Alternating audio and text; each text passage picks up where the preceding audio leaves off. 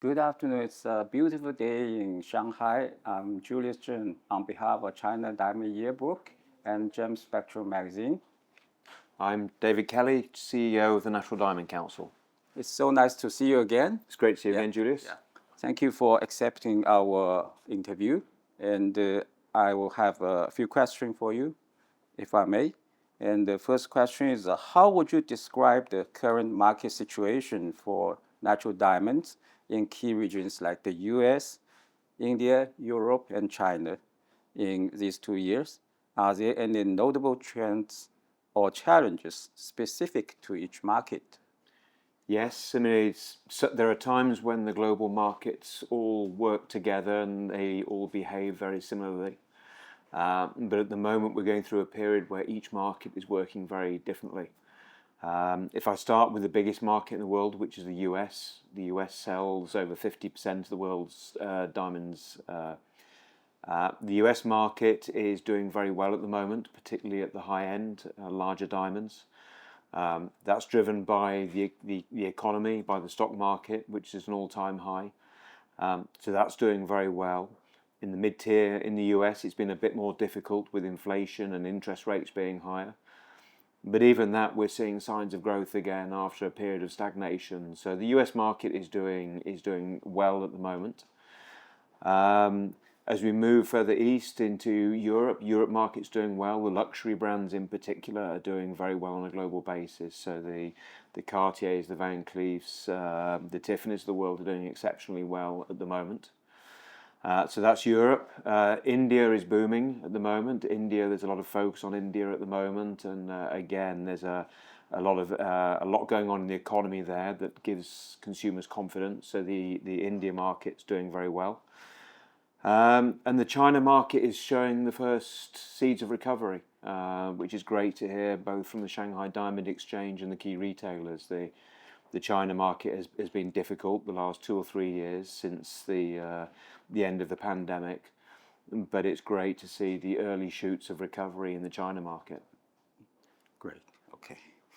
And what factors are driving consumer demand for natural diamonds in these regions? And how do you see this evolving over the next few years? How has the global economy impact the natural diamond industry, and what strategies is the NDC employing to navigate these challenges? Yeah, I mean, engagement rings, particularly in the Western markets, are still very important and a significant part of the market.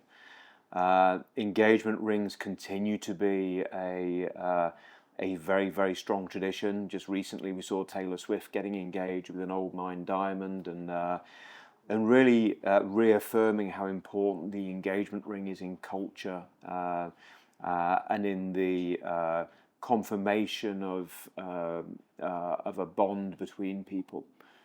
So culture is still very important. If you look at the red carpets all around the world, the celebrities are still adorned with natural diamonds wherever you go, whatever red carpet event is going on. And most recently, we've had the Emmys in the US, and again, celebrities all adorned by natural diamonds. So culture is very important. So natural diamonds continue to just be very important in culture. And as a very, very strong and unique symbol of particularly of commitment to one another in relationships. So whilst behavior and consumer behavior has changed, it's the one thing that's been consistent is the giving of a natural diamond to celebrate a relationship. Okay. And the third question is very exciting, the Luanda Accord. Congratulations. And the Luanda Accord is a great achievement of NDC in June 2025, which is a landmark agreement where several African diamond producing nations commit 1% of their rough diamond revenues to the NDC for joint marketing efforts. What is the significance and the impact of this accord? So really, the accord brought together the major diamond producing nations, along with the key diamond centres of Dubai, Antwerp, and Mumbai. really to discuss and come to an agreement that how to fund the promotion of natural diamonds. Uh, Natural diamonds have, through history, had a significant promotional fund to ensure that consumers are aware of the values of natural diamonds. That has shrunk in recent years, so the importance of the meeting in Luanda was to ensure that the producer countries who most depend on the value of natural diamonds play a part in the promotion and marketing of natural diamonds. So the Luanda Accord was very important because it was a commitment on behalf of the producer nations that they would contribute a very small part, 1%, but a very significant part of their diamond revenues towards the global promotion of natural diamonds. And from that base, we hope that will build and include more partners, more members, more parts of the industry. Because it's something we all have to do together. It's not the responsibility of any one entity. It's something that the whole industry needs to share in. It's something that we greatly appreciate the value provided by journalists such as yourself to helping that promotion. But we need more participants, and it was great to see the diamond producing countries, particularly in Southern Africa, come to the table and commit to participating. Great. And China is a significant market for natural diamonds. Can you share insights into the cooperation between the NDC and the Chinese stakeholders, including SDE, retailers, and consumers? Yes, the China market has always been a great market for collaboration between all the partners. I think it's the best market in the world for collaboration, and it's great that when it comes to a common sharing of values of natural diamonds, that the retail partners work together with Shanghai Diamond Exchange, so that we all work together as one to talk about and share the values of natural diamonds. And that can be in the form of major campaigns. It can be through social media. It can be through the retailer's own social platforms. It can be through the training and education of the store staff. So we all have one vision, and it's very exciting when that vision all comes together and everyone collaborates together in creating these major statements around natural diamonds. Okay. What unique strategies and campaigns have been implemented to resonate with Chinese consumers and strengthen the presence of natural diamonds in the market? Yeah, so we're just launching today here in Shanghai the new campaign with Deng Wei, wonderful celebrity who's the new face of the campaign on behalf of the Shanghai Diamond Exchange. And it's a wonderful illustration that's being done with the Natural Diamond Council, with 8 major retailers here. And it just shows how the power of everyone working together through these major initiatives is so important to this industry. And already we're hearing, even this morning, the campaign only launched at 10 o'clock this morning. We're already hearing some great result coming from retailers and great comments from consumers. So it's a very exciting market. The China market is very different from other markets in how consumers behave. But when you get it right, it can be very, very successful very quickly. Okay, so could you tell me more about tomorrow's event? Yes, so we have an exhibition happening here in Shanghai over the next 3 weeks. So the event tomorrow is to launch that exhibition.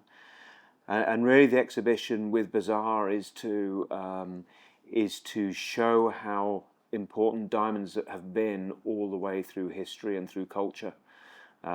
Things have changed, life has changed in so many different ways over hundreds of years, but natural diamonds have been one common factor through all of that time period.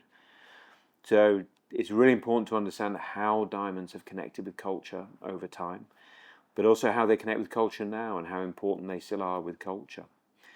Another key part of it is to show the impact of diamonds. Whilst it's a wonderful adornment, it's a wonderful celebration, it's a wonderful symbol of commitment, there are over 10 million people in this industry who depend on the prosperity of natural diamonds, and many of those are in Southern Africa, in countries which depend upon natural diamonds. It's about 80% of the value of a rough diamond normally stays in the country, and that provides education and hospitals and a living for so many millions of people in southern Africa. So we try to show the combination of both the importance of diamonds in culture, but also the importance now and how they mean so much to people around the world. Okay. The NDC has been a strong advocate for the value of a natural diamond. What initiatives are currently in place to champion their authenticity and emotional significance? Why is the value and emotional significance getting even more important in the current market situation? Yeah, I think diamonds have people have always understood the beauty of diamonds. And diamond jewelry. So it's for hundreds of years it's been worn as a symbol of beauty. But now consumers are looking to understand what is behind products more. They want to understand the businesses. They want to understand where they come from. They want to understand their meaning and their symbolism. And so it becomes much more important for us to tell those stories about where diamonds, natural diamonds, as you know, are billions of years old, created 100 miles beneath the Earth's crust under huge energy and pressure to create what is this absolutely unique natural gem. No two diamonds are the same. And those kind of values of what diamonds mean are really important to consumers now. There are so many products out there that are made in factories, mass produced, that are identical, but we all like to show our own personality. Who are we? What do we stand for? Each one of us is unique, and that's where the symbolism and values of natural diamonds are so important to consumers. Yeah. Sustainability is a growing concern for consumers. How is the NDC driving industry-wide sustainability efforts, and what progress has been made so far? How do you address the concerns of environmentally conscious consumers? Yes, I mean, the first thing to understand is that natural diamonds are recovered from the ground, and that's where they come from. But what matters is that before a mine is even opened, in every country where they're recovered, a financial escrow has to be put down to ensure that that mine is returned to its natural habitat when it closes, to ensure that the wildlife is protected around it, and to ensure that that in hundreds of years' time, when people come back to that area, nobody knows that diamonds are being mined there. So the industry is incredibly careful and cautious about when opening mines. It's incredibly cautious about what impact it has when the diamonds are being recovered, and then at the end of the life of the mine, how it's then returned to nature. But what matters whilst the diamonds are being recovered is how the local communities benefit, to ensure that it's not a case of a corporate world benefiting from it, but it is the local communities, and whether that's employment, whether it's schools and education, hospitals, roads, infrastructure, all of those things go back into the communities to create a more prosperous future. And so we all have to continually work to do better. But I'm personally fairly new to the diamond industry, but incredibly proud about what this industry does, because I don't think there's another industry in the world that puts so much effort into not only minimizing the impact, but maximizing the positive impact to ensure that so many people benefit from the natural diamond industry. Cool. One of the challenges in retail is ensuring sales associates are well equipped to engage with consumers.